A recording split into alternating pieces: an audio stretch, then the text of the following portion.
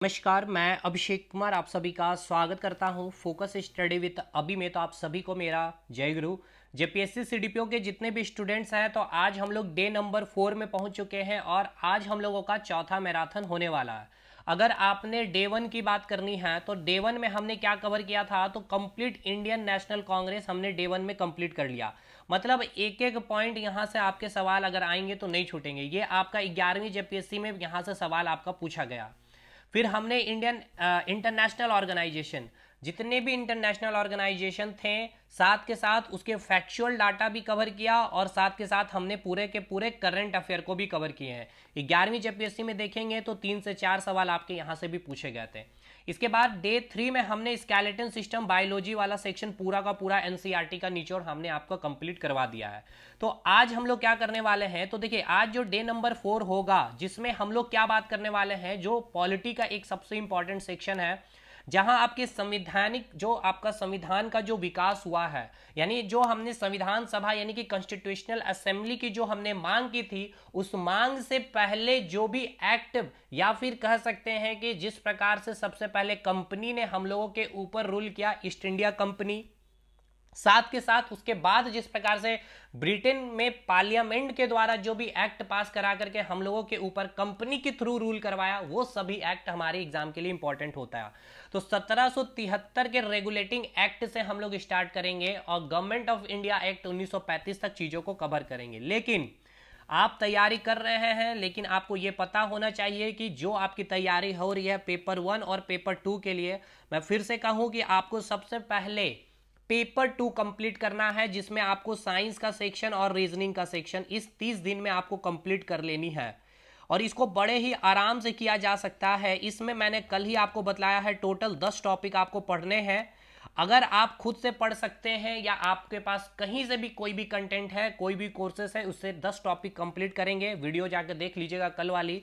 इसके बाद आपकी साइंस की में जो आपको फिजिक्स पढ़ना है, केमिस्ट्री पढ़ना है और जो बायोलॉजी पढ़ना है, आपको 9th और 10th की एनसीईआरटी कंप्लीट पढ़नी है। अगर आपको ये रीजनिंग, ठीक है ना, ये रीजनिंग और ये साइंस अगर आपको पढ़ना है विथ पूरा एनसीईआरटी का निचोड़, तो आप हमारे साथ जुड़ सकते हैं। हमारे एप्लीकेशन में कंप्लीट कराया गया है, बहुत स्टूडेंट कर रहे हैं। 11th स्टूडेंट जेपीएससी के जो किए हैं और इनमें से अभी 25 स्टूडेंट मेंस का पेपर भी लिख रहे हैं। बाकी आप कंटेंट देख सकते हैं किस प्रकार का लेवल का कंटेंट है, एकदम कंसेप्ट के साथ। पूरा 9th-10th का एनसीईआरटी से हमने पूरा साइंस खत्म किया। तो हमारे एप्लीकेशन को आप इंस्टॉल करके, अगर आप समर्थ हैं, खुद से कर सकते हैं, बिल्कुल करिए। अगर आपको नीड है, कम टाइम में अधिक आउटपुट चाहिए, आप देख सकते हैं मैराथन में जिस तरह से हो रहा है, तो आप हमारे एप्लीकेशन इंस्टॉल कर सकते हैं। अगर कोई भी परेशानी आ रही है तो आप हमारे टेलीग्राम ग्रुप को ज्वाइन करिएगा और आपको नंबर भी दिया गया है, आप इस नंबर पे भी संपर्क हमसे कर सकते हैं। कोई भी इशू अगर आपको आ रही है एप्लीकेशन में पढ़ाई करने से रिलेटेड या कंटेंट से इशू, तो ये नंबर पे संपर्क कर सकते हैं। दूसरी बात, आपको यहां पर पूरा का पूरा इंडियन हिस्ट्री, इंडियन ज्योग्राफी और वर्ल्ड ज्योग्राफी, इंडियन पॉलिटी और इंडियन इकोनॉमिक्स और झारखंड का इतिहास, ये पूरा का पूरा आप हमसे नोट्स ले सकते हैं। 499 इसकी फी है।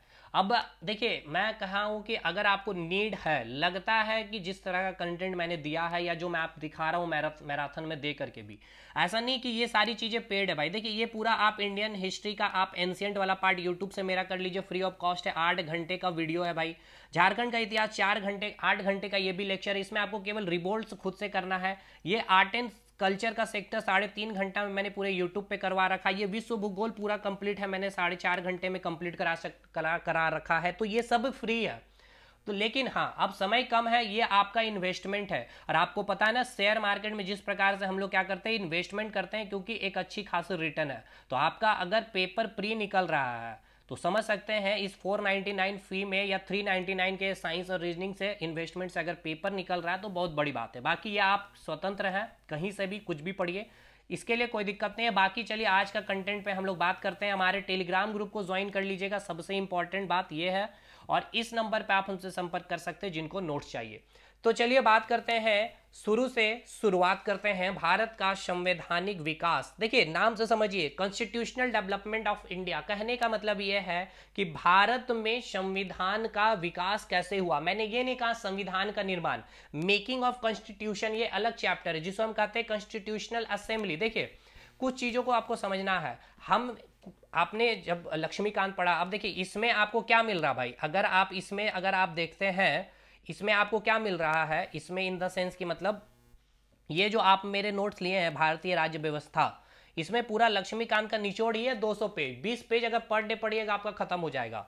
खैर चलिए इसको हटाइए, आज हम लोग पढ़ ही रहे हैं भारतीय राज्य व्यवस्था, तो इसका मतलब को समझिए। भारतीय राज्य व्यवस्था का मतलब क्या समझ में आ रहा है, यानी एक वर्ड है आपका राज्य और एक है आपका व्यवस्था। राज्य कहने का मतलब क्या है, नेशन से है। नेशन के लिए हमारे पास क्या है, चार टर्म्स, मतलब कि चार कंडीशन हमें फुलफिल करनी होगी। अगर आप किसी को या फिर कोई भी देश नेशन बनना चाहता है तो उसके पास चार कंडीशन, उसको पास चार शर्तें पूरी करनी होती है, ठीक है ना। जैसे कि अगर मैं कहता हूं ना कि आपको फॉर्म फिलअप करना है तो आपको ग्रेजुएशन पास होना चाहिए, उसी प्रकार कोई भी देश, जैसे कि इंडिया को हम कहते हैं ना इंडिया देश, इंडिया है।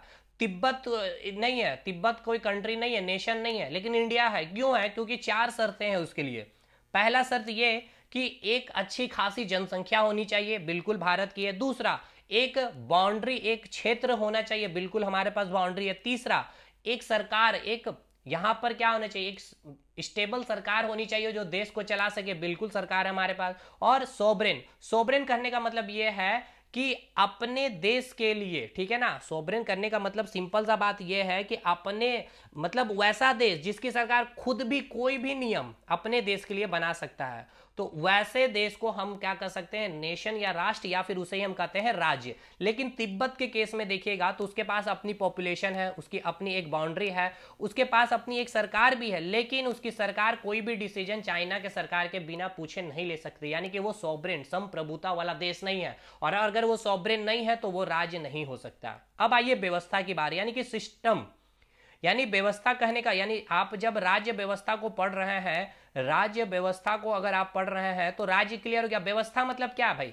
व्यवस्था कहने का मतलब यह है कि जो राज्य में जो व्यवस्थाएं चलाने वाले तीन चीजें हैं, एक आपका कार्यपालिका है, एग्जीक्यूटिव, एक है आपका विधायिका, ठीक है ना, और एक आप कार्यपालिका हो गया, विधायिका हो गया, और एक आपका न्यायपालिका हो गया, ठीक है ना।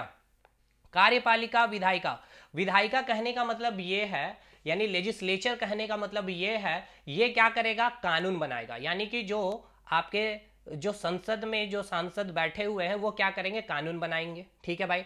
अब उस कानून को लागू करने वाला कौन है, एग्जीक्यूटिव, यानी कि कार्यपालिका। जैसे कि आपके प्राइम मिनिस्टर हो गए, चीफ मिनिस्टर हो गए, चीफ मिनिस्टर के अंदर जितने भी स्टेट मिनिस्टर हो गए, एमपी हो गए, एमएलए होंगे, सांसद हो गए, ये सभी। उसके बाद न्यायपालिका, यानी जुडिशियरी, यानी high court, supreme court, local court, district court, ये सभी क्या करते हैं, जो भी कानून बनाया गया है इस लेजिस्लेचर के द्वारा, उसको आपको एक्सप्लेन करके बतलाएगी कि ये कानून क्या है। अगर कोई भी कानून अगर संविधान के मूल ढांचा को अगर इफेक्टेड कर रही है तो उस कानून को रद्द भी कर सकती है, ये सभी पावर होती है न्यायपालिका। तो ये आपका व्यवस्था का पार्ट है, यानी कि आप समझ गए राज्य व्यवस्था, क्लियर है। यानी आप जो चैप्टर पढ़ रहे हैं राज्य व्यवस्था को आपने अब बड़ी खूबी से बहुत अच्छे से समझ लिया। अब आइए बात करते हैं थोड़ा सा और भी डिटेल, मतलब डिटेल इन द सेंस कि जो आज हम लोग बात कर रहे हैं कॉन्स्टिट्यूशनल असेंबली का जो डेवलपमेंट हुआ है भाई, ठीक है ना। जो मेन आज हम लोगों का टॉपिक है, क्या टॉपिक है, कॉन्स्टिट्यूशनल डेवलपमेंट ऑफ इंडिया, इसे ही हमें कंप्लीट करना है। हाँ जी, तो इसमें हम लोगों को क्या पढ़ना है, भारत का जो संवैधानिक विकास हुआ है। तो भाई आपको पता है भारत में किसका राज्य था, ईस्ट इंडिया कंपनी का राज्य था, सभी को पता है। तो उसको थोड़ा सा मैं आपको रिलेट करवाता हूं। आप इस मैप को देख सकते हैं, इसमें आपको कुछ चीजें आपको अगर नहीं पता है तो कोई बात नहीं, पता होना चाहिए। ये जो आप देख रहे हैं यहाँ पे आपको सारे महादेव के बारे में आपको दिखला रहा हूं, ठीक है ना। ये हो गया आपका, ये आपका यूराल पर्वत आया, ये हो गया आपका एशिया, और ये हो गया आपका, ये पूरा हो गया आपका यूरोप, ठीक है। ये हो गया आपका अफ्रीका, ठीक है। ये हो गया आपका ऑस्ट्रेलिया, और ये हो गया आपका दक्षिणी अमेरिका, और ये हो गया आपका नॉर्थ अमेरिका, ठीक है। क्लियर हो गया भाई, ये महाद्वीप आपने नाम देख लिया, ठीक है। देखिए ये सब देखे बिना इतिहास को समझ नहीं सकते बिना मैप के। तो आप यहाँ पे देखिएगा आपका भारत कहाँ है, तो ये आपका भारत है, आपका मतलब हमारा भी भारत यहीं पे है। अब ये आपका क्या है, ये आपका यूरोप महादेश है, ये सभी जो है आपका यूरोप महादेश है। यहीं पे आपका ब्रिटेन भी है और इंग्लैंड भी है, सॉरी ब्रिटेन भी है, पुर्तगाल भी है। अब पुर्तगाल का मैंने नाम क्यों लिया, अब इस मैप को देखिए, इस मैप में आपको सारा मैंने मेंशन कर रखा। देखिए इसी प्रकार से हम लोग पढ़ते हैं भाई कि एक एक चीज आपके पास देश याद होना चाहिए कहाँ पर है। जैसे कि आपको अगर मैं दिखलाऊं, क्या दिखलाऊं, तो ये देखिए पुर्तगाल दिखाया गया, तो पुर्तगाल ये देखिए जो दिख रहा है आपको, ये पुर्तगाल है, ठीक है। ये देखिए ब्रिटेन, यूनाइटेड किंगडम है। तो ये आ गया आपका, और यहाँ पे आपका भारत हो गया। ठीक है भाई, आपने देख लिया देश को। अब देखिए, ये जो यूरोप को आप देख रहे हैं, ये जो यूरोप महादेश आप जो दिख रहा है, और ये जो आपको एशिया दिख रहा है, यानी यहाँ पर आपका जो ये इंडिया है, ये वाला जो पार्ट आप देख रहे हैं यहाँ पे, ये जो आपका इंडिया है, यहाँ से यूरोप और इंडिया में ऐसा नहीं कि यहाँ से आपका रास्ता नहीं था, बिल्कुल रास्ता था, लेकिन यहाँ से जो आपका ये जो यूरोप महादेश है, जो यहाँ से आपका समुद्री रास्ता से इस प्रकार से होते हुए, यहाँ से होते हुए, इस प्रकार से होते हुए, जो यहाँ पे ये जो समुद्री रास्ता जो खोजा गया, इसको मैं मिटा रहा हूँ एक बार फिर से देखिएगा। ये जो आपका पुर्तगाल है, थोड़ा सा अगर जूम होगा, ये नहीं होगा, ये आपका देखिए, ये मोरक्को हो गया, और ये एक मिनट, ये आपका पुर्तगाल हो गया। देखिए ये आपका क्या हो गया, ये आपका पुर्तगाल हो गया। तो पुर्तगाल में एक व्यक्ति है वास्को डी गामा, यही 1498 में इस रास्ते का खोज किया, इस रास्ते का खोज किया इन द सेंस कि एक समुद्री मार्ग की खोज की, कि हम यूरोप से कैसे समुद्र के रास्ते से कहाँ जा सकते हैं, भारत जा सकते हैं। किस लिए? ट्रेड करने के लिए। ऐसा नहीं कि पहले रास्ता नहीं है, ये वाला रास्ता है इधर से, लेकिन ये रास्ता का खोज हुआ 1498 में। कौन है इसके खोज करता? तो वास्को डी गामा है। चलिए भाई ठीक है, यहां तक चीजें क्लियर है। अब आइए, यानी हमने ये देखा कि 1498 में हम क्या देख रहे हैं कि यूरोप महादेश से पहला जो देश है, यानी कि पुर्तगाल, जो भारत आ रहा है 1498 में समुद्री मार्ग की रास्ता का खोज करते हुए इंडिया आ गया। किस लिए आया इंडिया पुर्तगाल? तो ट्रेड करने के लिए, यानी व्यापार करने के लिए। ठीक है, तो आपको पता है कि यूरोप महादेश से बहुत सारे और भी देश आए, जैसे कि आपका डच आया, ठीक है ना, फ्रेंच आया है, और साथ के साथ आप मेन आपका ब्रिटिश, ठीक है ना, ये भी क्या हुए, भारत आए ट्रेड करने के लिए। तो अभी जो 1599 का जो समय है, इस समय भारत में क्या है, तो भारत में किसका शासन चल रहा है? मुगलों का शासन चल रहा था। तो इस मुगल के शासन में भारत 1599 में पहला अंग्रेज आता है, जिसका नाम था जॉन मिल्डन नॉल। ठीक है ना, जॉन मिल्डन नॉल आते हैं मुगल शासक अकबर के पास में। ठीक है, और अकबर के पास आते हैं, मुगल साम्राज्य के जो शासक हैं अकबर, मुगल बादशाह के पास आते हैं, और 1600 ईस्वी में, ठीक है ना, 1600 ईस्वी में ब्रिटिश ईस्ट इंडिया कंपनी की स्टैब्लिशमेंट होती है। देखिए, ये जो ब्रिटिश ईस्ट इंडिया कहने का मतलब है, ब्रिटिश ईस्ट इंडिया कंपनी, ये ब्रिटेन की जो सरकार है, इन्होंने एक कंपनी का स्टैब्लिशमेंट किया, ब्रिटिश ईस्ट इंडिया कंपनी, और इनको इन्होंने कहा कि आप केवल और केवल आपको ऐसा मोनोपोली, एक ऐसा अधिकार दिया जा रहा है जो आप क्या करें, यहां से, ये जो ब्रिटेन आप जो देख रहे हैं, यहां से जाएं और भारत के साथ क्या करें, ट्रेड करें। कितने साल के लिए? 15 साल के लिए ऐसा पावर इनको दिया। ठीक है ना, और ये कह दिया गया कि आपके कार्य को कोई भी मतलब हस्तक्षेप नहीं किया जाएगा, आप ट्रेड करिए, और वहां से जो भी मतलब जो इनकम होगी वो आप ब्रिटेन सरकार को देंगे। और ब्रिटिश ईस्ट इंडिया कंपनी के अलावे, ठीक है ना, और कोई भी दूसरी कंपनी भारत के साथ ट्रेड नहीं कर सकता था, ब्रिटेन की और कोई भी कंपनी नहीं कर सकती थी। ठीक है ना, ऐसा क्वीन एलिजाबेथ जो वहां की महारानी थी, क्योंकि वहां पे राजा रानी का ही सिस्टम चलता था, इनको ये अधिकार मिल गया था ब्रिटिश ईस्ट इंडिया कंपनी को।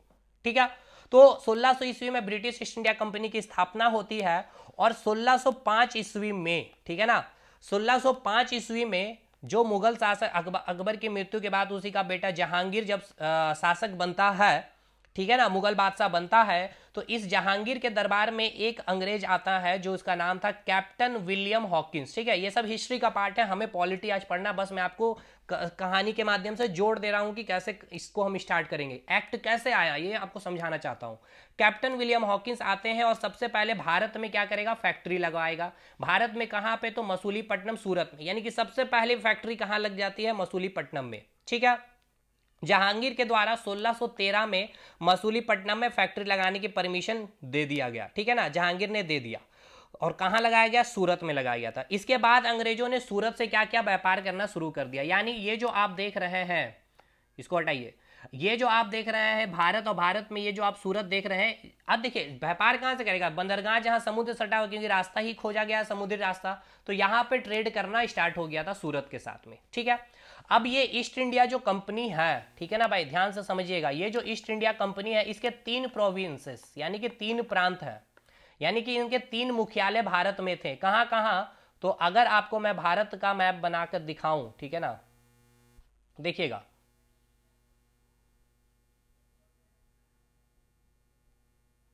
चीजें समझते चलना है एकदम आराम से, कोई जल्दबाजी वाली बात नहीं है। देखिए, एक प्रांत आपका वेस्ट बंगाल में था, इनका हेडक्वार्टर एक मद्रास में था और एक आपका महाराष्ट्र में था, ठीक है ना। ये इसका हेडक्वार्टर था अंग्रेजों की ईस्ट इंडिया कंपनी की। क्योंकि देखिए ये आपका बंगाल यहाँ से आपका समुद्री रास्ता है, इधर आपका महाराष्ट्र में और इधर आपका मद्रास से भी समुद्री रास्ता जो है, तो जहां भी इनका मुख्यालय है यानी समुद्र के तट के पास ही हो, क्योंकि इनका रास्ता इधर से आएगा आराम। ऐसा नहीं कि इधर कहीं आपको मिलेगा इसका मुख्यालय, नहीं मिलेगा।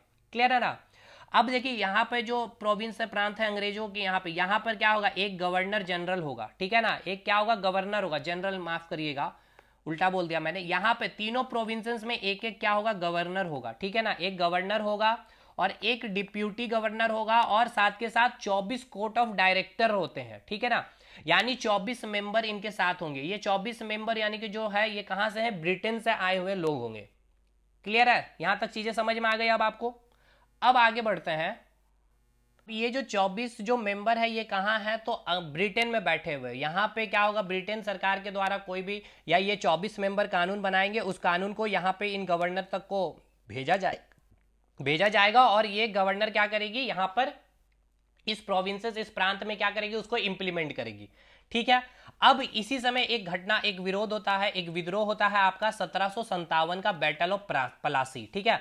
बैटल ऑफ प्लासी किसके किसके बीच हुआ था, रॉबर्ट क्लाइव के साथ होता है और सिराजुद्दौला के बीच में होता है। सिराजुद्दौला की हार होती है और इस बैटल ऑफ प्लासी के बाद जो अंग्रेज है या फिर कह सकते हैं ईस्ट इंडिया जो कंपनी है, ईस्ट इंडिया कंपनी काफी मजबूत स्थिति बंगाल में बना लेती है। अब इन तीनों प्रांत में ना सबसे धनी प्रांत जो था बंगाल था। बंगाल में बहुत सारे इस ईस्ट इंडिया कंपनी ने लूटपाट करती है। देखिए 1757 के बाद का फिर आता है 1764 का battle of Buxar. Battle of Buxar किसके किसके बीच होता है, तो बंगाल का नवाब, ठीक है, एक बंगाल का नवाब रहेगा, एक लखनऊ का नवाब रहेगा। बंगाल का कौन था, मीर कासिम। लखनऊ का कौन था या फिर कह सकते हैं अवध का कौन था नवाब, सिराजुद्दौला। और एक है आपका मुगल बादशाह शाह आलम तित्ती। ये तीनों मिल करके किसके साथ फाइट करते हैं, विद्रोह करते हैं, हेक्टर मुनरो के साथ, और हेक्टर मुनरो यहाँ पे विजय होता है। यानी कि बैटल ऑफ बक्सर के बाद ये पूरी की पूरी जो अब है आपकी बंगाल पे पूरा का पूरा जो अधिकार किसका हो जाता है, ईस्ट इंडिया कंपनी का। यानी जो ईस्ट इंडिया कंपनी पहले ट्रेड कर रही थी, अब देखिए किस प्रकार से अब ये क्या करेगी, ट्रेड के साथ साथ अब अपना साम्राज्य का विस्तार भी करना स्टार्ट कर देगी, ठीक है। तो 1764 में ये जो बैटल ऑफ बक्सर होता है, इस युद्ध के बाद फिर एक इलाहाबाद की संधि भी हुई, जिसमें इस ईस्ट इंडिया कंपनी को बंगाल का, बिहार का और उड़ीसा से जितना भी राजस्व है वो उसको क्या मिल गया, उसके हाथ में आना स्टार्ट हो गया था।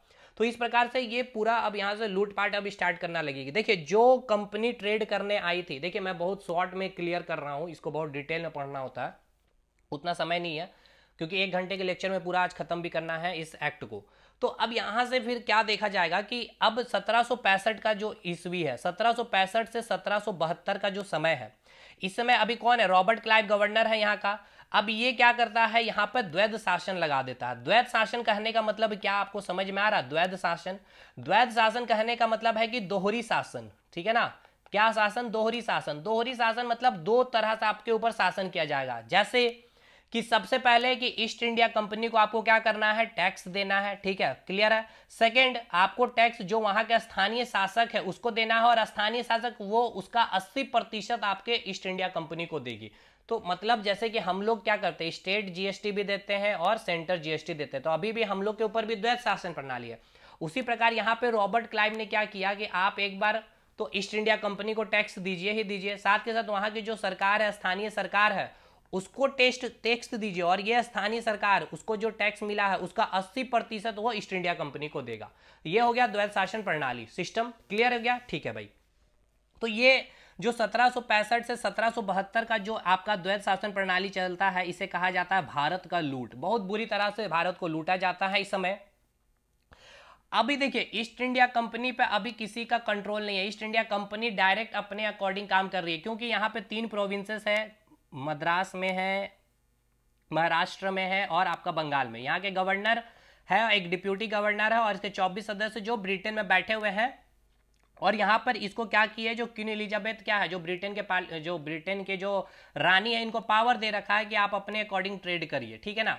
तो अभी अपने मनमाने तरीके से कानून बना रहे हैं और कानून का यहाँ इंप्लीमेंट कर रहे हैं। तो अब ये देखा जा रहा है कि जो ट्रेड कर रहे थे अब ये गलत तरीके से भारत को यहाँ पे लूटा जा रहा था, ठीक है। तो अब इस चीज की जो बात है ये आपका बात पता चलता है, यहाँ की जो रानी है ब्रिटेन तक ये बात पहुंचती है। तो अब क्या किया जाएगा, यहाँ से जो ब्रिटेन का जो पार्लियामेंट है यहाँ से अब एक कानून, एक एक्ट पास किया जाएगा और जो पावर ईस्ट इंडिया कंपनी के पास थी उसको छीना जाएगा। मतलब ये कि अब आपको अपने अकॉर्डिंग यहाँ पर ट्रेड नहीं करनी है, कोई भी कानून बनानी नहीं है।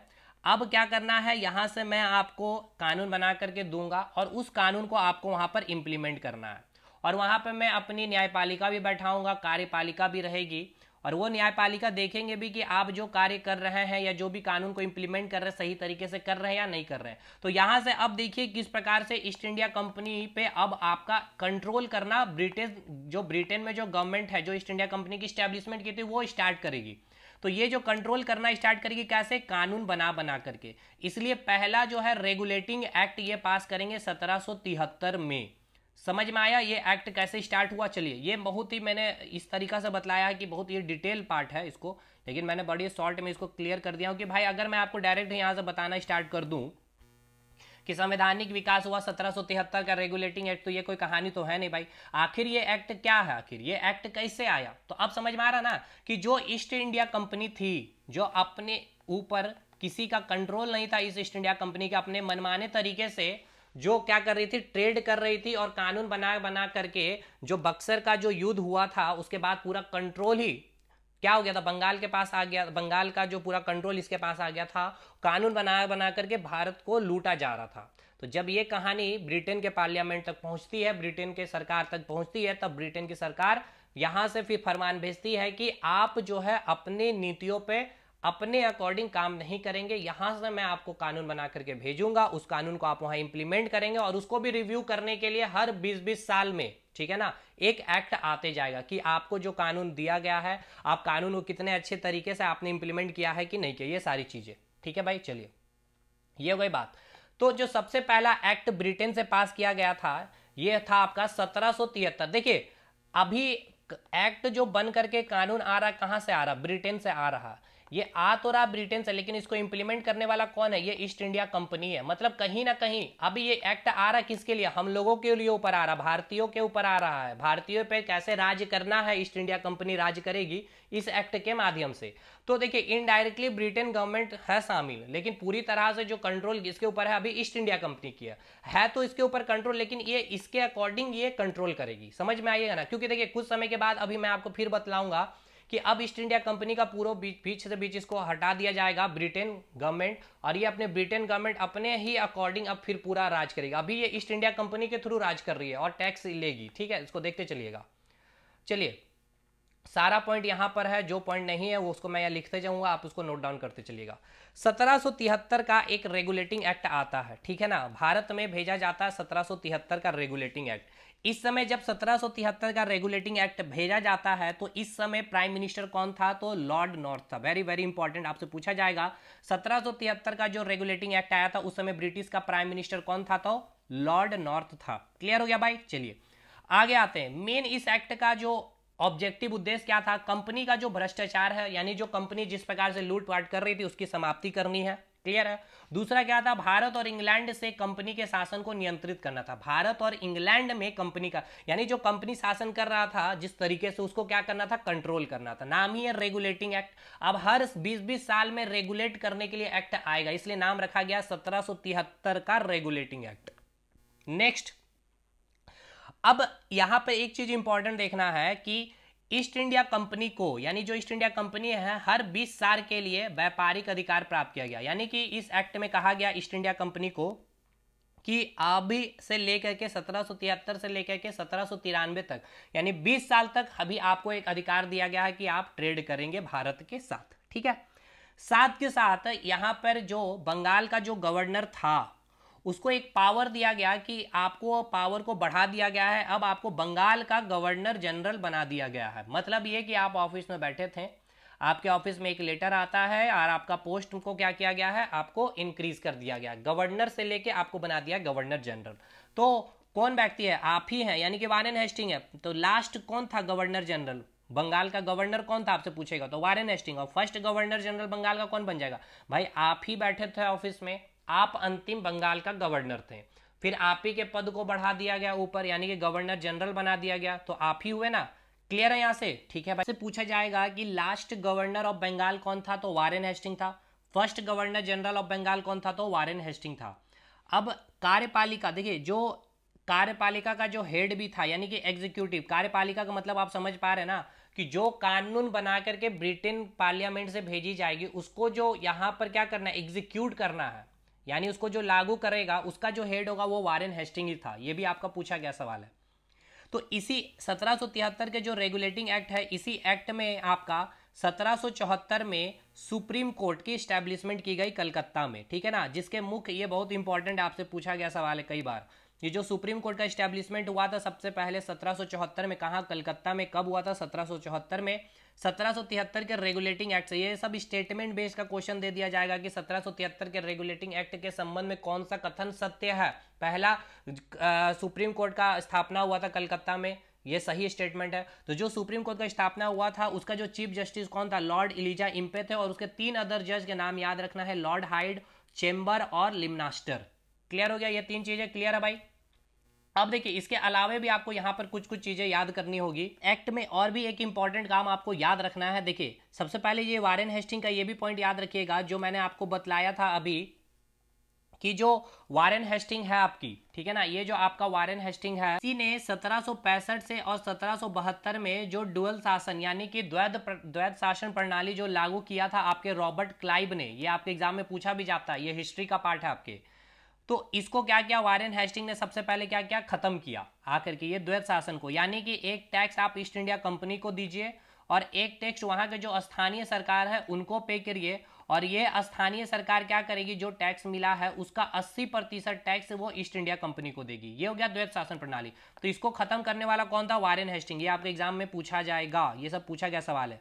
ये सब नोट डाउन करते चलिए, जो इसमें नहीं लिखा हुआ, जो जो नोट्स लिए हुए पॉइंट इसमें नोट डाउन ऐड करते चलिए। इसके अलावा आइए जो इंपॉर्टेंट पॉइंट है, हालांकि ये पॉइंट आपको लिखा हुआ मिलेगा, जो पेड स्टूडेंट नोट्स लिए वो आपको लिखा हुआ, इसके लिए आपको दिक्कत नहीं लेना। अब आइए इसमें एक इंपॉर्टेंट पॉइंट आपको जो ऐड करना है, यहाँ पे जो ऐड करना है उसको ध्यान से सुनिए। देखिए अब इंग्लैंड में क्या किया गया, देखिए इंग्लैंड से ये क्या किया जा रहा है, एक्ट बना करके भेजा जा रहा है, किस लिए, ईस्ट इंडिया कंपनी को यहाँ पर ट्रेड करने के लिए और अपना शासन यहाँ पे प्रशासन अच्छे से चला पाए। तो इंग्लैंड ने कंपनी के प्रशासन को नियंत्रित करने के लिए, यानी कि जिस प्रकार से लूटपाट किया वहां पर रॉबर्ट क्लाइव ने, उस तरह के लूटपाट ना करे, इसके लिए 2 काउंसिल बनाया, ठीक है ना। एक को हम कहते हैं कोर्ट ऑफ डायरेक्टर, ठीक है ना, कोर्ट ऑफ डायरेक्टर, और एक को कहते हैं कोर्ट ऑफ प्रोपराइटर्स, यानी कि स्वत्वाधारी मंडल। अब इसमें कितने मेंबर होते थे, 24 मेंबर होते थे। ये दोनों कहाँ हैं, तो आपके इंग्लैंड में हुआ करते थे। इसमें कौन जो सदस्य बैठते थे, इसको चयन कौन करता था, जो इंग्लैंड की जो पार्लियामेंट में जो रानी थी वो उसकी नियुक्ति करती थी। और इसके 24 सदस्यों की नियुक्ति कौन करता था, इसके जो सदस्य हैं वो इसकी नियुक्ति करती थी। ठीक है भाई, क्लियर है। और ये किस लिए नियुक्ति, इस काउंसिल की स्थापना क्यों किया गया, ताकि ये काउंसिल क्या कर सके, ये जो आपकी ईस्ट इंडिया कंपनी है उसको क्या कर सके, कंट्रोल में रख सके। जो भी यहां से एक्ट पास हो रहा वो सही तरीका से वो भारत में इंप्लीमेंट कर रहा है कि नहीं कर रहा, उस पर वो नजर रखेगी। इसलिए ठीक है ना, क्योंकि जिस प्रकार से आपने देखा द्वैध शासन प्रणाली वाला सिस्टम लागू किया गया था, इस प्रकार के सिस्टम फिर से ना हो, इसी कारण ये सारी क्रियाएं यहां पे देखने को मिला गया और एक्ट पास हुआ। ये था 1773 का रेगुलेटिंग एक्ट का सारे पॉइंट इंपॉर्टेंट है। अब इसी बीच में एक और एक्ट आता है जो यहाँ पर मेंशन नहीं है, यहाँ पे आपको मेंशन करना होगा, आपके नोट्स में मेंशन है पेड वाले स्टूडेंट, 1781 का एक्ट ऑफ सेटलमेंट। ठीक है ना, एक्ट ऑफ सेटलमेंट आता है। एक्ट ऑफ क्या आता है, सेटलमेंट। एक्ट ऑफ सेटलमेंट कहने का मतलब क्या है, संशोधनात्मक अधिनियम।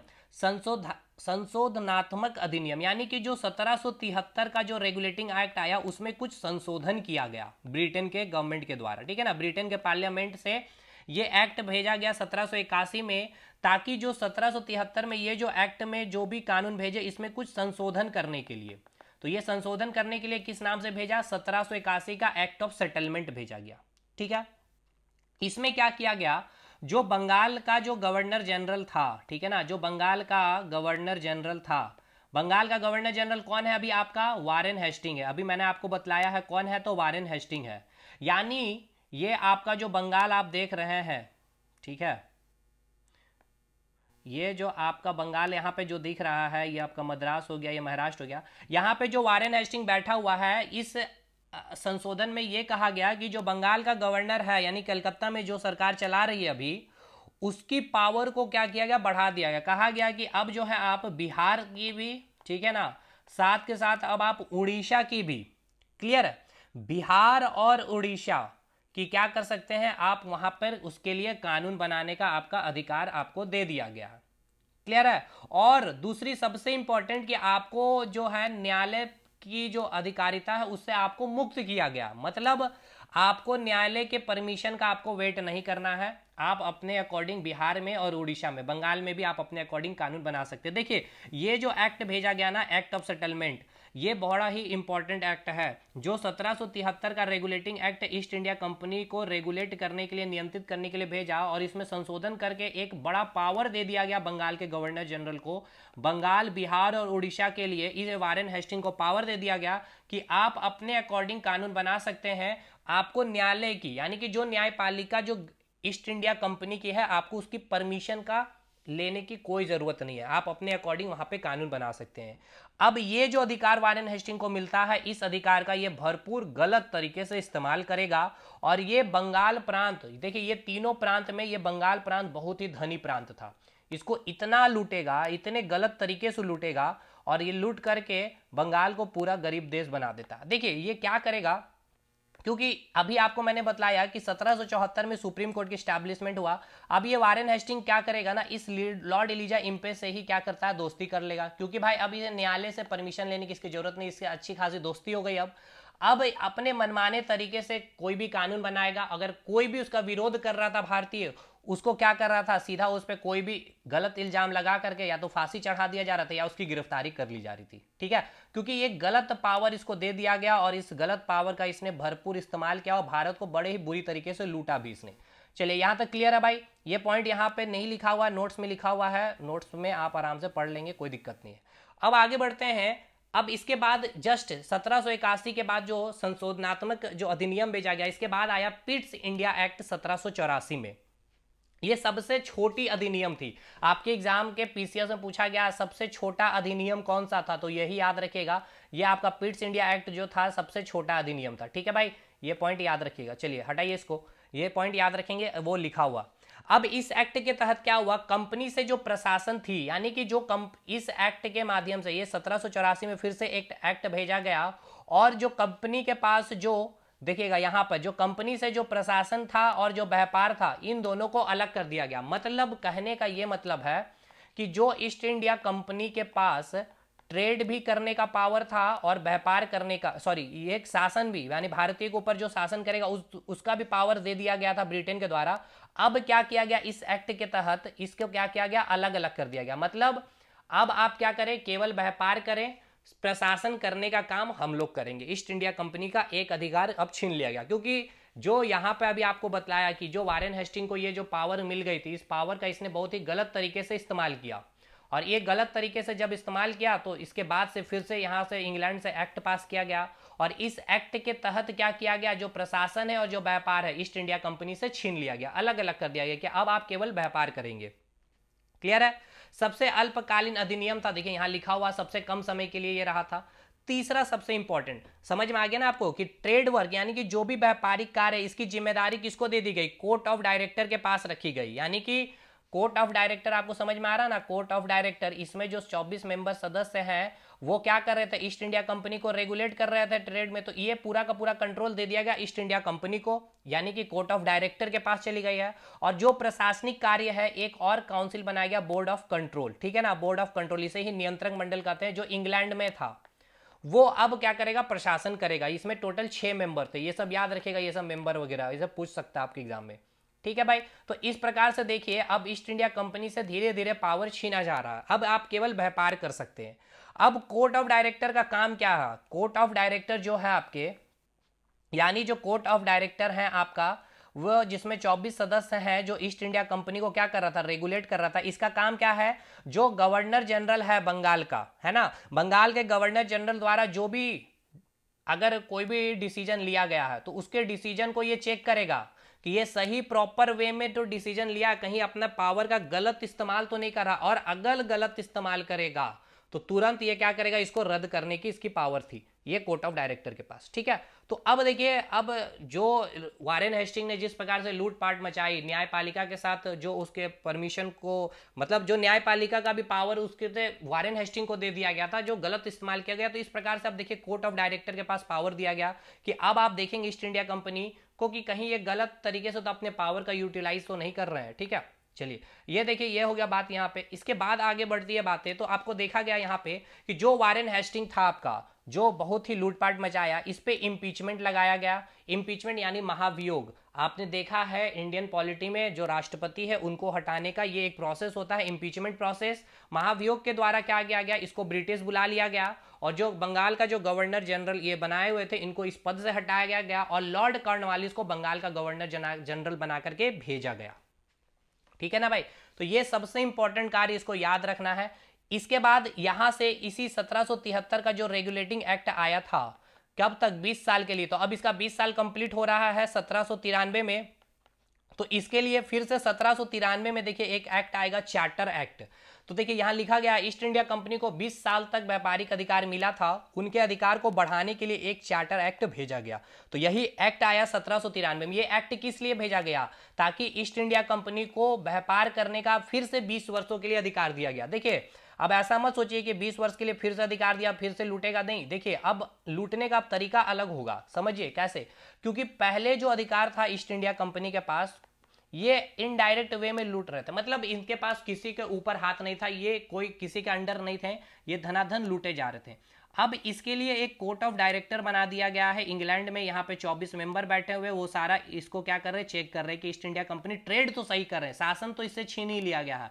अब शासन कौन कर रहा है, इंग्लैंड में एक आपका क्या बना है, नियंत्रक मंडल यानी बोर्ड ऑफ कंट्रोल, वहां पे 6 सदस्य है। वो अब क्या कर रहा है, बंगाल के गवर्नर को यहां से बताया जा रहा है इस प्रकार से कानून को आपको रेगुलेट करना है, इस प्रकार से शासन करना है। और ये आपका कोर्ट ऑफ डायरेक्टर ट्रेड से रिलेटेड इसके सारे पावर को चेक कर रहा है। ठीक है, तो ये अब केवल व्यापार के लिए इसको 20 साल के लिए फिर से इसको भेजा गया, मतलब कि इसकी जो है क्या है वैलिडिटी को 20 साल के लिए और इंक्रीज कर दिया गया चार्टर एक्ट के थ्रू। यानी कि 1793 का जो चार्टर एक्ट आया, इस एक्ट के तहत ईस्ट इंडिया कंपनी को व्यापारिक अधिकार को क्या किया गया, 20 वर्षों के लिए बढ़ा दिया गया। Very very important point. 21 अप्रैल को इसी एक्ट में 1793 को इंडियन सिविल सर्विस एग्जाम की स्टैब्लिशमेंट की गई, इसीलिए 21 अप्रैल को हम लोग सिविल सर्विस डे भी मनाते हैं। और फादर ऑफ आईसीएस पूछा जाएगा कौन, तो लॉर्ड कॉर्नवालिस, क्योंकि इसी समय बंगाल का गवर्नर कौन था, जनरल लॉर्ड कॉर्नवालिस थे। 20 साल के बाद फिर से क्या होगा, चार्टर एक्ट आएगा। 1793 के बाद फिर से 20 साल इसमें ऐड कर दीजिए, 1793 के बाद 20 साल हो गया आपका 1813 में। फिर से 1813 में चलते हैं, तो अगला चार्टर एक्ट आएगा 1813 में। ठीक है ना भाई, यहां तक चीजें क्लियर है। अब ये सब पूछा जाएगा आपसे। अब याद रखिएगा सिविल सर्विस डे हम लोग कब मनाते हैं, 21 अप्रैल को। ये सिविल सर्विस जो आपका एस्टेब्लिशमेंट किया गया इंडियन सिविल सर्विस एग्जामिनेशन को लेकर के, ये कब किया गया था, तो कौन से एक्ट में किया गया था, तो चार्टर एक्ट 1793 में किया गया था। किसे हम फादर ऑफ आईसीएस कहा जाता है, तो लॉर्ड कॉर्नवालिस को कहा जाता है। क्लियर है। अब चार्टर एक्ट 1793 में एक पॉइंट और भी याद रखना है आपको, यहां पे नहीं लिखा गया है, देखिएगा लिखते चलिएगा। देखिए जो आपका बोर्ड ऑफ कंट्रोल बनाया गया था, है ना, जो बोर्ड ऑफ कंट्रोल बनाया गया था, यानी कि एक मिनट, बोर्ड ऑफ कंट्रोल, ये जो बोर्ड ऑफ कंट्रोल बनाया गया था, बोर्ड ऑफ कंट्रोल आपको समझ में आ रहा होगा। ये बोर्ड ऑफ कंट्रोल में कितने सदस्य थे, टोटल 6 सदस्य थे। ये किस लिए बनाया गया था, ये कहाँ थे, तो आपके इंग्लैंड में है ये सदस्य, यानी कि ये काउंसिल परिषद बनाया गया है। और इसका मेन काम क्या है, भारत में शासन करना, यानी कि यहाँ से कानून बना करके भेजा जाएगा और भारत को, भारत यानी कि ये शासन, ये क्या कर रहे हैं, ये 6 लोग क्या कर रहे हैं, कानून बना रहे हैं। और जो गवर्नर जनरल जो अभी बने हुए हैं कौन, लॉर्ड कॉर्नवालिस, इनको बोला जा रहा है इस कानून के तहत आप भारत में शासन करिए। तो ये 6 सदस्य को सैलरी भी तो देनी है। तो अब इसको जो सैलरी जो दिया जाएगा ना, इस एक्ट के तहत घोषणा किया गया कि ये जो सैलरी दी जाएगी, ये जो भारत के राजस्व है उससे दी जाएगी, यानी कि भारतीय के जो राजस्व है उससे सैलरी दी जाएगी। ठीक है, ये सबसे इंपॉर्टेंट पॉइंट है ये सब चीज। चलिए ये सब नोट्स में लिखा हुआ है, इसके लिए आपको परेशान नहीं हो रहा, इसको हम हटा दे रहे हैं यहाँ पे। चलिए आगे बढ़ते हैं भाई, चीजों को बस यहाँ पे समझते चलना है आपको। नेक्स्ट अगला एक्ट आया चार्टर एक्ट। चार्टर का मतलब समझिए एक तरह से, क्यों, अब ये चार्टर देखिए यहां से जो आपने इसको भी समझने वाली चीज है ना, कि जो आपका यहां से रेगुलेटिंग एक्ट चलना स्टार्ट हुआ था, जो आप लोग रेगुलेटिंग कर रहे थे कि हम ईस्ट इंडिया कंपनी को रेगुलेट करेंगे, अब यहाँ से चार्टर मतलब, अब चार्टर का मतलब ये है कि संदेश, यानी अब आपको डायरेक्ट ऑर्डर दिया जा रहा है इंग्लैंड से ईस्ट इंडिया कंपनी को, अब डायरेक्ट ऑर्डर आ रहा है चार्टर एक्ट। अब आ रहा 1813 का चार्टर एक्ट, 20 साल हो गया कंप्लीट।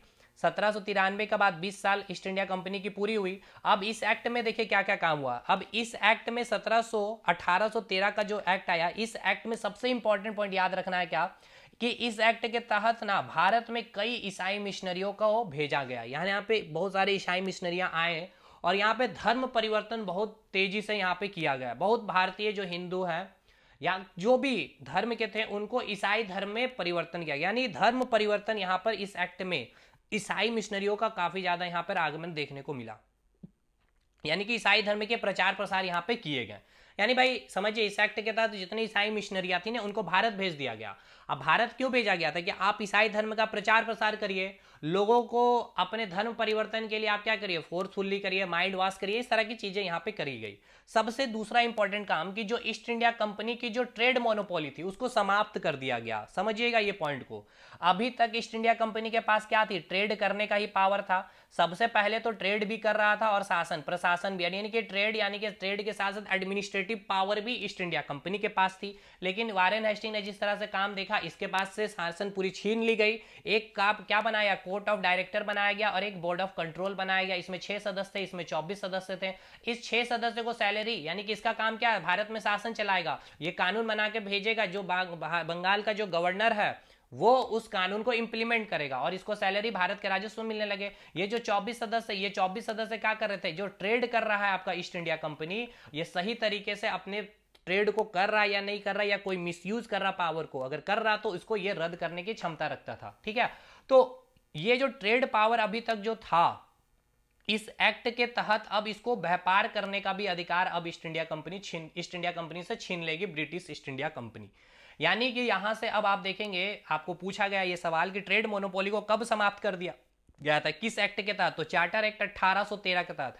लेकिन इसमें केवल 2 ही इसके पास मोनोपोली रह गई थी, एक चाय और चीन के साथ। यानी एक चाय का ट्रेड कर सकता है ईस्ट इंडिया कंपनी और चाइना के साथ ट्रेड करने का केवल इसके पास एकाधिकार था, मोनोपोली था। मतलब अब जो है यहाँ पे ईस्ट ब्रिटेन की कोई भी कंपनी भारत आकर के क्या कर सकता था, ट्रेड कर सकता था, एक्सेप्ट चाय और चाइना के साथ केवल ईस्ट इंडिया कंपनी ही ट्रेड करेगी। ठीक है, तो कोई भी कंपनी ब्रिटेन की इंडिया में ट्रेड में कर सकता था। इसी एक्ट के तहत वेरी वेरी इंपॉर्टेंट लाइन ये भी है कि भारतीय शिक्षा में जो विकास किए जाएंगे उसके डेवलपमेंट के लिए प्रत्येक वर्ष 1 लाख राशि का आवंटित किया गया। ये बहुत इंपॉर्टेंट पॉइंट है, इसको नोट डाउन कर लीजिएगा। हम लोग आगे बढ़ते हैं। अगला जो देखिए 1813 के बाद 20 साल कंप्लीट होगा कब, 1833, यानी कि 1833 को अब अगला संदेश आएगा 1833 का चार्टर एक्ट। ठीक है, 1833 का charter act very very important. यहां पे आपको देखने को मिलेगा जिसे हम अभी कह रहे थे बंगाल का गवर्नर जनरल। ठीक है ना, हम क्या कह रहे थे, बंगाल का गवर्नर जनरल। अभी तक हम यही कह रहे थे क्या, बंगाल का गवर्नर जनरल। बंगाल का गवर्नर जनरल को अब क्या किया जाएगा, एक पावर इंक्रीज कर दिया जाएगा। जिस प्रकार से वारेन हेस्टिंग अपने ऑफिस में बैठे हुए हैं बंगाल का गवर्नर बन करके, तो जो वहां से आपका संशोधनात्मक जो 1781 का अधिनियम आया था, उस अधिनियम यानी कि एक्ट ऑफ सेटलमेंट 1781 में क्या किया गया, उसके पावर को इंक्रीज किया गया। बंगाल के गवर्नर से क्या कर दिया, उसका बंगाल का गवर्नर जनरल बनाया गया। उसी प्रकार इस 1833 के चार्टर एक्ट के थ्रू बंगाल का जो गवर्नर है, ठीक है ना, बंगाल का जो गवर्नर है, अब बंगाल का गवर्नर जनरल की पावर को बढ़ा दिया जाएगा। अब हम इसे गवर्नर जनरल ऑफ बंगाल नहीं कहेंगे, बल्कि अब हम इसे कहेंगे गवर्नर जनरल ऑफ इंडिया। क्योंकि अब जो कंपनी है, कंपनी जो प्रशासन, मतलब देखिए कंपनी क्या कर रही थी, ट्रेड कर रही थी। कंपनी में जो वहां पे जो गवर्नर जनरल ऑफ बंगाल था, उसके थ्रू क्या किया जा रहा था, जो बोर्ड ऑफ कंट्रोल जो इंग्लैंड में थी, उससे वो सारे कानून को इंप्लीमेंट कर रहे जा रहे थे भारत में शासन करने के लिए। तो अब जो इंग्लैंड में जो बैठी सरकार है या अंग्रेज जो बैठे हुए हैं बोर्ड ऑफ कंट्रोल में, अब वो भारत में जो शासन करने का एक पूरा मतलब भारत में पूरा का पूरा कंट्रोल कर चुका था। तो अब केंद्रीयकरण कर दिया गया था, मतलब भारत में जो हम शासन करेंगे अब सेंट्रलाइज करे थे। अभी तक हम बंगाल तक ही शिफ्ट थे, लेकिन अब हम सेंट्रलाइज कर रहे हैं, यानी कि केंद्रीयकरण कर दिया गया था प्रशासन का। ये सब पॉइंट आपका नोट्स में लिखा हुआ। इसीलिए जो हम अभी तक बंगाल का गवर्नर जनरल कर रहे थे, अब हम क्या कहेंगे, इंडिया का गवर्नर जनरल। ठीक है, become governor general of India. यानी किस एक्ट में बंगाल का गवर्नर जनरल को भारत का गवर्नर जनरल बना दिया गया था, तो 1833 के चार्टर एक्ट में। क्लियर है? पहले और अंतिम आपको नाम याद रखना है। तो लॉर्ड विलियम बेंटिक जो अपने ऑफिस में बैठे हुए थे, यहां 1833 का चार्टर एक्ट आता है। अब कहा जाता है कि आप जो बंगाल का गवर्नर जनरल है, अब आप कहलाएंगे भारत का गवर्नर जनरल। तो अंतिम governor general, last governor general of Bengal कौन हो गया? आपका लॉर्ड विलियम बेंटिंक। और फर्स्ट भी अब यही होंगे, यानी कि अभी आपका ही पद को क्या किया गया? चेंज कर दिया गया, first governor general of India बना दिया गया। इसी एक्ट के तहत जो ईस्ट इंडिया कंपनी के पास 2 मोनोपोली थी व्यापार करने की, ट्रेड करने के एकाधिकार की, चाय और चाइना के साथ, इसके भी एकाधिकार को खत्म कर दिया गया। तो ये भी पूछा जाएगा किस चार्टर एक्ट में ये अधिकार खत्म किया गया ईस्ट इंडिया कंपनी का? तो 1833 का चार्टर एक्ट था। इसी एक्ट के तहत आपकी जो इंग्लिश लैंग्वेज है उसको बिकम ऑफिशियल लैंग्वेज कर बना दिया गया भारत का। और हिंदी कब बना ऑफिशियल लैंग्वेज? 24 सितंबर 1949 को। ये भी पॉइंट याद रखिएगा। 14 सितंबर को हम लोग हिंदी दिवस मनाते हैं, नेशनल हिंदी डे। 10 जनवरी को वर्ल्ड हिंदी दिवस मनाते हैं। 26 जनवरी 1965 से हिंदी हमारी राजभाषा बनी और 1949 में केवल घोषणा की गई थी। ठीक है ना? जो हिंदी हमारी राजभाषा कब बनी थी? देखिए ये सब एडिशनल पॉइंट है भाई, फैक्चुअल पॉइंट है, ये सब पूछे जाते हैं एग्जाम में। अब 1833 का चार्टर एक्ट खत्म होगा। अब इसके बाद आएगा 1833 के बाद हम इसमें 20 साल जोड़ लेते हैं तो कितना आएगा? 1853 का चार्टर एक्ट आएगा। यानी अब 20 साल के बाद फिर से एक संदेश भेजा जाएगा, यानी कि एक चार्टर भेजा जाएगा। 1853 का चार्टर एक्ट कहेंगे। ये भी काफी इंपॉर्टेंट है, इसको भी कंप्लीट करते हैं। 1853 का charter act very very important. देखिए ये वो एक्ट है जो इस एक्ट के थ्रू ही, ठीक है ना, इस अधिनियम के थ्रू ही पहली बार, देखिए अभी तक हम लोग क्या कर रहे हैं, इंग्लैंड से कानून बना करके, बोर्ड ऑफ जो कंट्रोल है वहां से कानून बना करके भेजा जा रहा है। और जो बंगाल में, या कहा जा सकता है अब भारत का गवर्नर जनरल जो कहा जाने लगा था, वो अब क्या करता था? उस कानून को इंप्लीमेंट करता था या शासन करता था। लेकिन पहली बार इस एक्ट के माध्यम से भारत में एक विधान परिषद का गठन किया जाएगा। मतलब ये कि लेजिस्लेटिव काउंसिल की यहां पर गठन होगी, जिसे हम अखिल भारतीय विधान परिषद कहेंगे। 1853 में इसका गठन किया जाएगा और ये क्या करेगी? कानून बनाने का काम करेगी। मतलब ये विधान परिषद भारत में बनाया गया है और ये भारत के लिए ही कानून बनाएगी। लेकिन ऐसा नहीं कि इसमें कोई भारतीय शामिल होंगे, ये इसमें टोटल 12 मेंबर होंगे और ये 12 के 12 मेंबर अंग्रेज होंगे। 12 प्रांत, भारत के 12 प्रोविंसेस, प्रांतों से, यहां से 12 क्या होंगे? अंग्रेज इस विधान परिषद में बैठेंगे और भारत के लिए कानून बनाएंगे। ये पहला, देखिए ये सब बहुत इंपॉर्टेंट पॉइंट मैं आपको बतला रहा हूँ, स्टेटमेंट बेस्ड, ये सब पीसीएस वगैरह में अच्छे क्वेश्चन बनते हैं। पूछा जाएगा वह कौन सा एक्ट है जिसके तहत पहली बार भारत में विधान परिषद की गठन की गई थी, जिसके थ्रू भारत में कानून बनाने के लिए 12 सदस्य की समिति बनी थी, या 12 प्रोविंसेस से 12 सदस्य चुने गए थे और 12 के 12 वो कौन थे? अंग्रेज थे। इस समय गवर्नर जनरल कौन था आपसे पूछा जाएगा, तो याद रखिएगा लॉर्ड डलहौजी जो थे आपके भारत के गवर्नर जनरल थे। क्योंकि अब क्या कहलाएंगे? भारत के गवर्नर जनरल, बंगाल के गवर्नर जनरल तो नहीं कहलाएंगे। 1853 में लॉर्ड डलहौजी के द्वारा प्रथम बार आईसीएस, इंडियन सिविल सर्विस के लिए रिटन एग्जाम की परीक्षाएं की शुरुआत की गई। देखिए जो इंडियन सिविल सर्विस की स्टैब्लिशमेंट की गई थी, उसका पहला बार जो एग्जामिनेशन कराया गया, रिटन एग्जामिनेशन की परीक्षा की शुरुआत की गई थी, वो 1853 में। 1853 से 92 तक आईसीएस की परीक्षा लंदन में हुआ। वो इंडिया में नहीं हुआ करता था, लंदन में हुआ करता था। इसके पीछे जस्ट सिंपल सा रीजन थे, वो नहीं चाहते थे कि कोई भी भारतीय क्वालिफाई करे इंडियन सिविल सर्विस परीक्षा, क्योंकि अगर कोई भारतीय शामिल होगा तो फिर भाई सिंपल सी बात है, प्रशासन शासन में अगर वो आएगा तो वो भारतीयों के बारे में ही सोचेगा। इसलिए वो लंदन में ही आयोजित कराते थे। तो कौन भाई जाए लंदन में एग्जाम देने के लिए, ठीक है ना? तो पहली बार जो आईसीएस, इंडियन सिविल सर्विस के लिए जो रिटन एग्जाम की परीक्षा की शुरुआत की गई थी, कब? 1853 में। किसके द्वारा? लॉर्ड डलहौजी के द्वारा। और 92 तक, यानी कि 1892 तक जो आईसीएस की जो परीक्षा हुई ना, वो लंदन में हुआ करती थी। ठीक है? और भारत में अगर पूछ लिया जाएगा आईसीएस की परीक्षा कब स्टार्ट हुई, यानी भारत में इंडियन सिविल सर्विस की जो एग्जाम होना स्टार्ट हुआ था 1923 में शुरुआत हुई थी। अब ये याद रखना है, देखिए जो अब हमने क्या बताया कि इस एक्ट के तहत, इसमें नहीं लिखा हुआ जो पॉइंट मैंने आपको बताया, कि जो लेजिस्लेटिव असेंबली यानी कि विधानसभा परिषद की काउंसिल की स्थापना की गई भारत में। अब जिसमें जो आपका बोर्ड ऑफ कंट्रोल था, जो कोर्ट ऑफ डायरेक्टर था, जो ईस्ट इंडिया कंपनी को क्या कर रहा था, रेगुलेट कर रहा था भाई कैसे ट्रेड करना है। अब तो ट्रेड का मोनोपोली छीन लिया गया, तो इसमें 24 सदस्य थे, इसमें से 24 में से 6 सदस्यों को हटा करके अब केवल इसमें 18 सदस्य ही बचे थे। ये भी आपके एग्जाम में पूछा जाएगा कि 1853 के चार्टर एक्ट में कोर्ट ऑफ डायरेक्टर में कितने सदस्य थे, तो केवल 18 सदस्य अब रह गए थे। और इसी एक्ट के तहत में जो बंगाल भारत का गवर्नर जनरल तो एक पद हुआ करता था, साथ के साथ एक पद और लाया गया, लेफ्टिनेंट गवर्नर एक पद बनाया गया, ठीक है ना, लेफ्टिनेंट गवर्नर यानी कि एलजी, लेफ्टिनेंट गवर्नर का पद बनाया गया था, ठीक है। अब इसी के 4 साल के बाद 1853 के बाद 4 साल के बाद समझ रहे हैं कौन सा विद्रोह होगा, 1857 का विद्रोह। ये वो विद्रोह होता है जो अंग्रेजों को जड़ों तक हिला करके रख देता है, ठीक है ना। लेकिन बस ये वही बात है कि उत्तर तक ही सीमित रह जाती है विद्रोह, अदरवाइज अगर साउथ में भी ये विद्रोह छिड़ता तो भारत 1857 में ही आजाद हो गया हुआ रहता, ठीक है। तो फिर इसके 4 साल बाद 1857 का विद्रोह होता है। ये वह घटना थी जिससे पूरी जड़ों तक हिला करके रख दिया था अंग्रेजों को।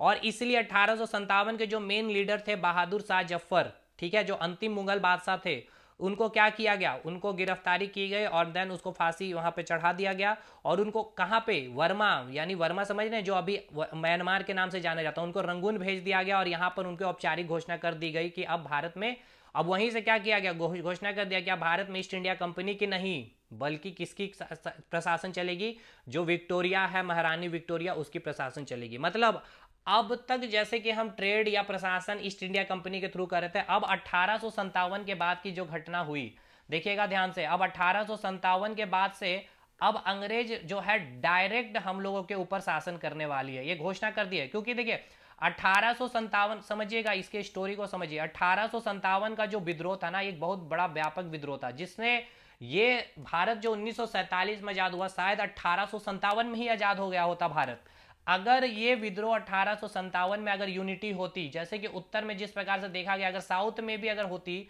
तो भारत 1857 में ही आजाद हो गया होता। तो लेकिन फिर से यहाँ पर वही फुट डालो नीति अंग्रेजों ने अपनाई और जिस प्रकार से ये विद्रोह कमजोर पड़ा, तो अंग्रेज अब जो है यहाँ पे घोषणा कर दिया डायरेक्ट कि अब ईस्ट इंडिया कंपनी जो शासन कर रही है भारत में, अब ईस्ट इंडिया कंपनी का कोई भी रोल नहीं होगा। अब डायरेक्ट ब्रिटेन की जो महारानी है विक्टोरिया, इंग्लैंड में बैठी हुई है, अब वो डायरेक्ट भारत में क्या करेगी, प्रशासन चलाएगी। यानी यहां से अब समझिए कि एक प्रकार से क्राउन रूल, क्राउन कहने का मतलब क्या है, राजा रानी का एक रूल यहाँ पे स्टार्ट हो गया। इंग्लैंड में क्या है, राजा का जो फिर बेटा पुत्र है वही लोग क्या बनेंगे, राजा रानी बनते हैं, तो ये क्राउन रूल कहा जाता है। यानी भारत में अभी कंपनी जो शासन कर रही थी, कंपनियों के द्वारा शासन कराया जा रहा था इंग्लैंड का इनडायरेक्टली, अब डायरेक्टली जो है इस 1857 के विद्रोह के बाद क्या किया जाएगा, अंग्रेज की जो वहां महारानी है विक्टोरिया है वो यहां से शासन करेगी भारत में। अब देखिए इसीलिए 1885 की जो घटना है, 1885 में पता है जो एओ ह्यूम है, एओ ह्यूम के द्वारा इंडियन नेशनल कांग्रेस की स्थापना की जाती है। ये सबसे इंपॉर्टेंट है, इंडियन नेशनल कांग्रेस का स्थापना इसीलिए किया गया क्योंकि जो 1857 का विद्रोह जैसा हुआ वो वैसा विद्रोह फिर ना हो पाए, इसलिए हम इंडियन नेशनल कांग्रेस की स्थापना करेंगे। इसमें कुछ भारतीय लोग बैठेंगे और जो भी इनका जो डिमांड होगा ये इंडियन नेशनल कांग्रेस हमारे तक पहुंचाएगी और उनके डिमांड पर विचार विमर्श करके कुछ डिमांड को मानेंगे और कुछ डिमांड को नहीं भी मानेंगे, या उसमें कुछ भी अमेंडमेंट करके उसको हम वहां पे इंप्लीमेंट करेंगे जिससे भारतीय वहां पे खुश रहें और इस प्रकार का विद्रोह फिर से ना हो पाए। अगर इस प्रकार का विद्रोह होगा तो फिर इंग्लैंड को भारत से निकलना पड़ जाएगा। इसलिए 1885 में हम इंडियन नेशनल कांग्रेस की स्थापना करते हैं। और देखा आपने कि इंडियन नेशनल कांग्रेस की स्थापना होती है, वहां पे कई सारा के सभाएं आपको मैंने बताया, वहां पे इंडियन नेशनल कांग्रेस अपने मांग रखे अंग्रेजों तक, अंग्रेज ने कहीं माने कहीं नहीं माने, फिर धीरे धीरे जाते जाते आपका 1947 में भारत किस प्रकार आजाद होता वो अलग मैटर होता। इसके बाद भारत में अब जो है एक्ट भेजा जाएगा डायरेक्ट विक्टोरिया के द्वारा, महारानी के द्वारा, 1858 का गवर्नमेंट ऑफ इंडिया एक्ट, ठीक है ना, वेरी वेरी इंपॉर्टेंट एक्ट है। देखिए इस एक्ट को क्या कहा जाता है, ये भी इंपॉर्टेंट आपसे पूछा जाता है, बोला गया है कि किस एक्ट को विक्टोरिया का घोषणा पत्र कहते हैं, तो यही वो एक्ट है 1858 का गवर्नमेंट ऑफ इंडिया एक्ट, इसी को हम कहते हैं विक्टोरिया का घोषणा पत्र। क्लियर है, तो पूछा जाएगा विक्टोरिया का घोषणा पत्र हम किस एक्ट को कहते हैं, तो 1858 का गवर्नमेंट ऑफ इंडिया एक्ट। अब देखिए इससे देखिए अभी तक आपने देखा कि कोर्ट ऑफ डायरेक्टर की बात कर रहे थे हम लोग और बोर्ड ऑफ कंट्रोल की बात कर रहे थे, इसमें 6 सदस्य थे, इसमें कितना था 18 हो गया था, 6 सदस्यों को निलंबित कर दिया गया था। लेकिन अब यहां से हम लोग क्या कर रहे हैं, क्राउन रूल कर रहे हैं, यानी कि रानी की डायरेक्ट शासन चलेगी। तो अब यहां से ये कोर्ट ऑफ डायरेक्टर और बोर्ड ऑफ कंट्रोल को खत्म करेगा, ये पद को खत्म कर दिया गया और एक नया पद बनाया गया जिसे कहा गया secretary of state for India, यानी कि भारत का राज्य सचिव बनाया गया। ठीक है ना, भारत का, ये सब पॉइंट इसमें नहीं लिखा हुआ, बनाया गया भारत का राज्य सचिव। क्या बनाया गया? भारत का राज्य सचिव, यानी कि secretary of state for India, यानी कि भारत का राज्य सचिव बनाया गया। कहने का मतलब है कि ये वो होते थे, यानी कि इसमें टोटल कितने, देखिए सेक्रेटरी ऑफ स्टेट कहने का मतलब क्या है, इसमें ये वो, इसमें जो होते थे ना, इसमें टोटल जो होते थे, टोटल 15 सदस्य होते थे।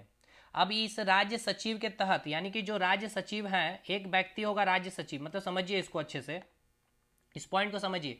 अभी तक हम जो कोर्ट ऑफ डायरेक्टर या बोर्ड ऑफ कंट्रोल की जो बात कर रहे थे वो सब खत्म हो जाएगा, अब रानी शासन डायरेक्ट करेगी। तो अब ये बनाया सेक्रेटरी ऑफ स्टेट, यानी भारत का राज्य सचिव। तो ये कोई एक व्यक्ति है, जैसे कि मैं बन गया हूं अभी अभिषेक।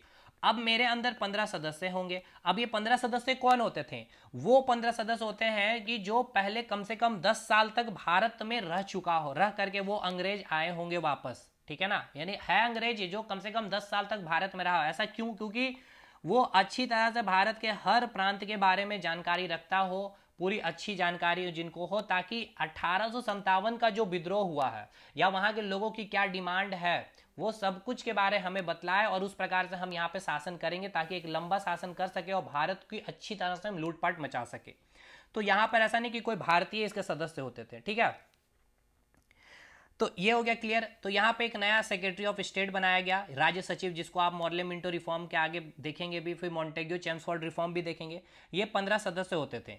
इसके बाद इसमें क्या घोषणा किया गया, देखिएगा यहाँ पर अगला पॉइंट लिखा गया, इसमें घोषणा किया गया कि अब ईस्ट इंडिया कंपनी रूल का अंत होगा और शुरुआत होगी क्राउन रूल की। यानी ये वही एक्ट है, ये भी पूछा गया सवाल है कि ईस्ट इंडिया एक्ट कंपनी की पूरी जो रूलिंग है वो सिस्टम कब खत्म होती है, तो 1858 का गवर्नमेंट ऑफ इंडिया एक्ट। और अभी तक आप जो गवर्नर जनरल पढ़ रहे हैं बंगाल का या इंडिया का गवर्नर जनरल, ये सब कुछ खत्म होगा, क्योंकि अब राजा रानी का यहाँ पे शासन चल रहा है, यानी वाइसराय का सिस्टम आएगा।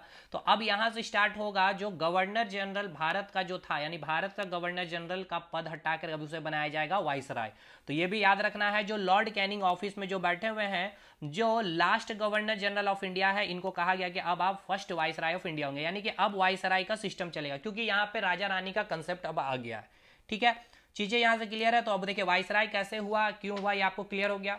अगला एक्ट आएगा 1861 का इंडियन काउंसिल एक्ट, क्योंकि भारत में विधान परिषद की स्थापना हो गई, तो इंडियन काउंसिल एक्ट के नाम से आपको पास कराया जाएगा 1861 का इंडियन काउंसिल एक्ट।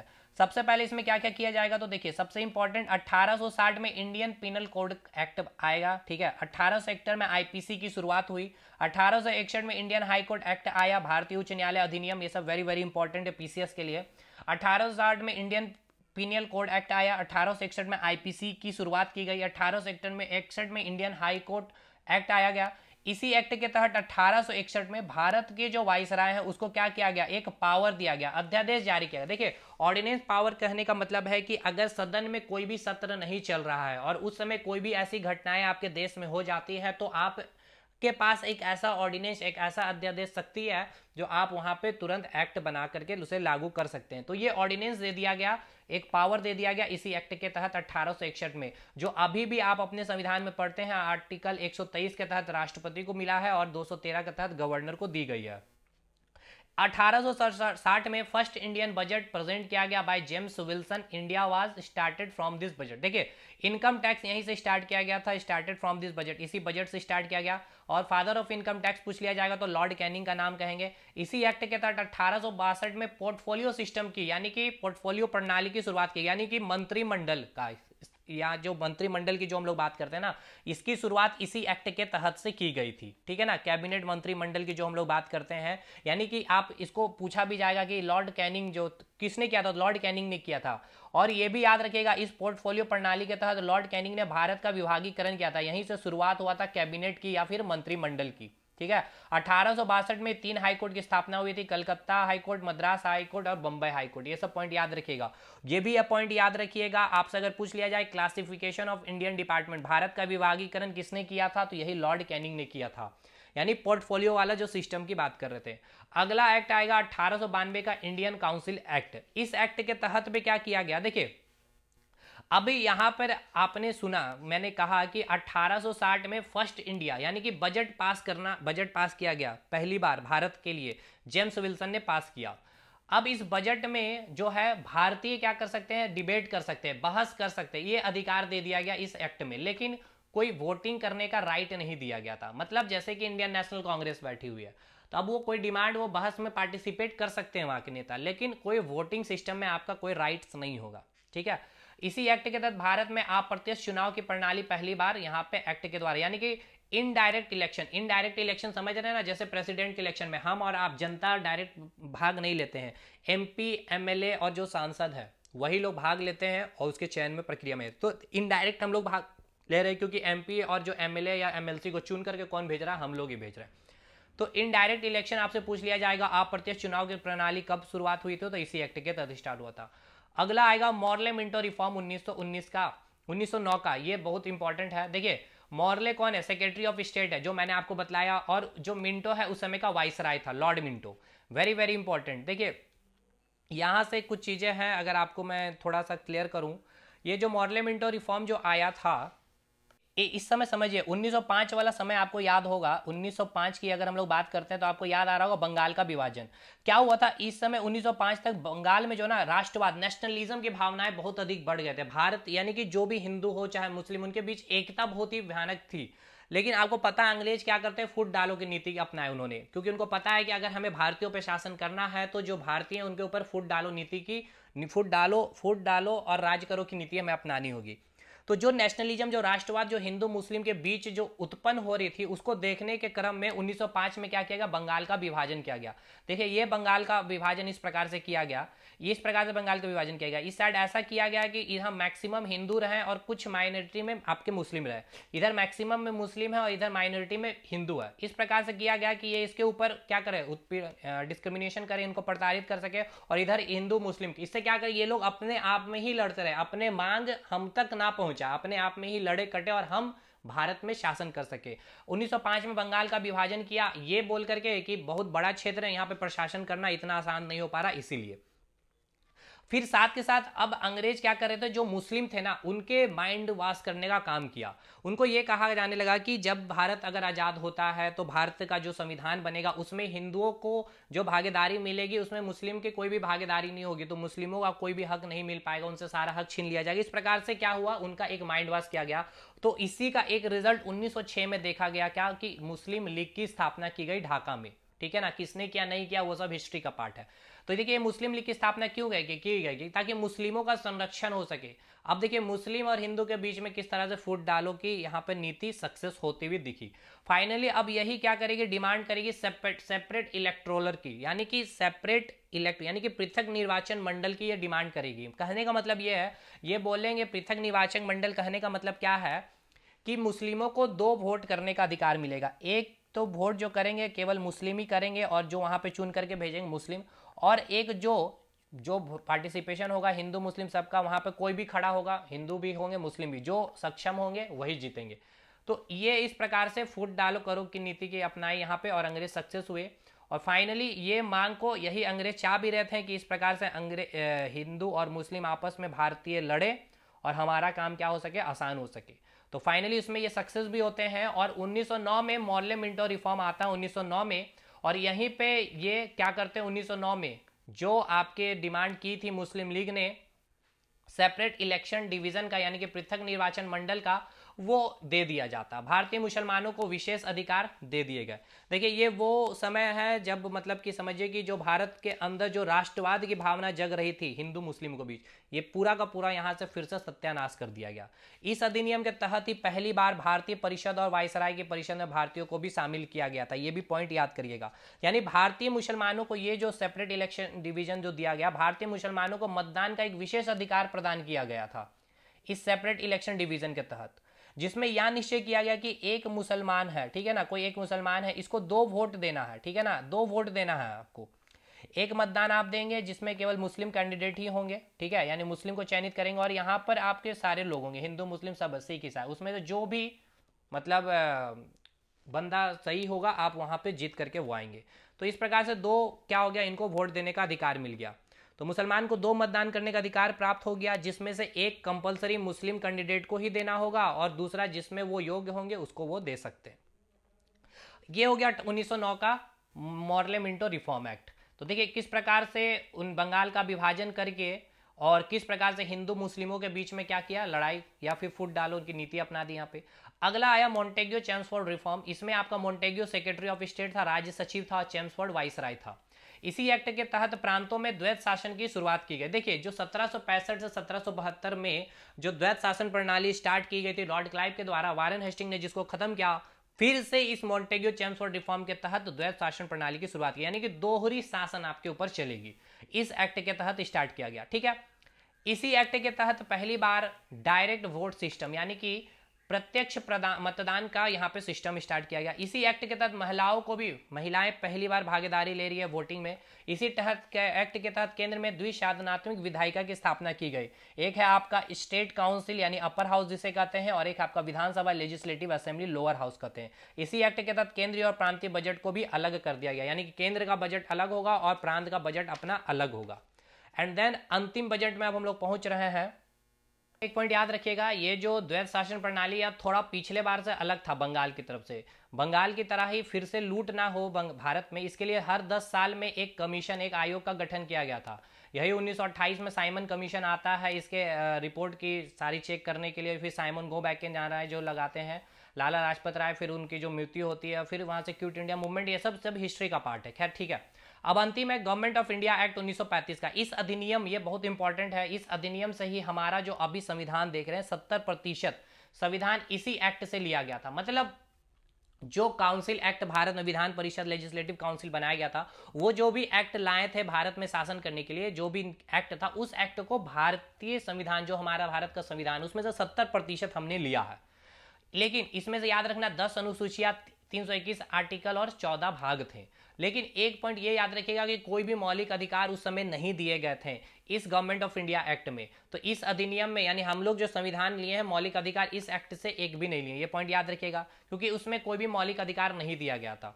इसी एक्ट में 1937 में फेडरल कोर्ट यानी कि संघ न्यायालय दिल्ली में स्थापना की गई, और इसी एक्ट के तहत 1937 में वर्मा को भारत से अलग कर दिया गया था। ठीक है भाई, तो फाइनली ये सारे पॉइंट थे। इसके बाद भी और भी कुछ पॉइंट है। लास्ट ही एक्ट है आपका 1935। देन फिर आपका यहाँ से कैबिनेट मिशन आएगा, कैबिनेट मिशन के थ्रू फिर आपका कैबिनेट प्लान, आपका जो माउंटबेटन प्लान आएगा, और भारत और पाकिस्तान का विभाजन करके भारत को आज़ादी मिल जाती है। फिर यहाँ से आगे चलते हैं। 1935 का सर्वोच्च न्यायालय जो कलकत्ता में था, इसको क्या किया गया, शिफ्ट किया गया, कलकत्ता से स्थानांतरित करके दिल्ली लाया गया था इसी एक्ट में। और 1 अक्टूबर 1937 में यह क्या हुआ, कार्यरत हुआ था। फर्स्ट चीफ जस्टिस और 6 अदर जज चुने गए थे। फर्स्ट चीफ जस्टिस का नाम याद रखिएगा, मॉरिस ग्रेवियर थे। और इसी एक्ट के तहत जो संघ है और प्रांत में शक्तियों का बंटवारा किया गया, यूनियन लिस्ट, स्टेट लिस्ट और कंकरेंट लिस्ट, यानी कि जो सरकार की डायरेक्ट जो पावर होगी जिस भी सब्जेक्ट पे कानून बनाने का, यूनियन लिस्ट है जिसमें 59 सब्जेक्ट होंगे, 59 विषय होंगे, 54 विषय पे जो प्रांत बना पाएंगे, और कंकरेंट जिसमें कि यूनियन और प्रांत दोनों, ठीक है ना। यानी उस समय की अगर बात करें तो प्रांत ही बोलेंगे ना, और उस समय अगर इस केंद्र की बात करेंगे तो जो लेजिस्लेटिव असेंबली में जो थे वहां पे जो गवर्नर जनरल हुआ कर रहे थे, या सॉरी जो वाइसराय हुआ कर रहे थे। और कंकरेंट लिस्ट में दोनों का पावर है, जो 36 सब्जेक्ट में बना सकते हैं, लेकिन इसमें मैक्सिमम पावर किसका होता था, यूनियन का। 1 अप्रैल 1935 को आरबीआई का गठन हुआ। इस एक्ट के तहत 11 प्रांतों में विधानसभाओं का गठन किया गया, जिसमें से 6 प्रांतों में विधान परिषद भी थी। ठीक है भाई, ये हो गया आपका पूरा इंपॉर्टेंट पार्ट था जो डेवलपमेंट चली है भाई। देखिए बहुत फास्ट वे में हमने ख़त्म किया, मुझे भी पता है ये सब डिटेल में ख़त्म किया जाता है। बाकी आपको कैसा लगा वीडियो जरूर बतलाइएगा। ये मोर देन सफिशिएंट है आपके प्री के पॉइंट के एग्जामिनेशन में क्वालिफाई रिवीजन के लिए। ठीक है भाई, आप कंटेंट लेना चाहते हैं इस नंबर पर संपर्क कर सकते हैं। मिलता है अगले वीडियो में, तब तक के लिए धन्यवाद।